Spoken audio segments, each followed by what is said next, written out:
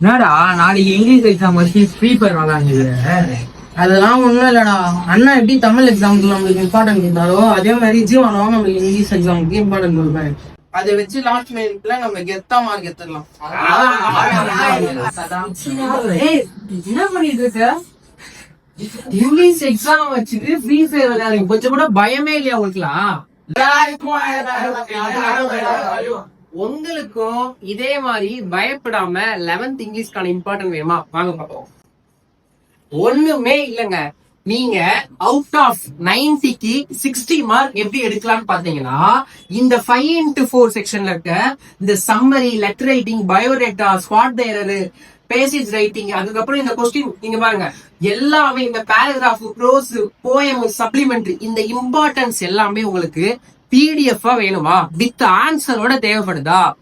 பேஜ முதல்ல ஃபாலோ பண்ணிட்டு கமெண்ட் செக்ஷன்ல வந்து PDF மெசேஜ் பண்ணுங்க.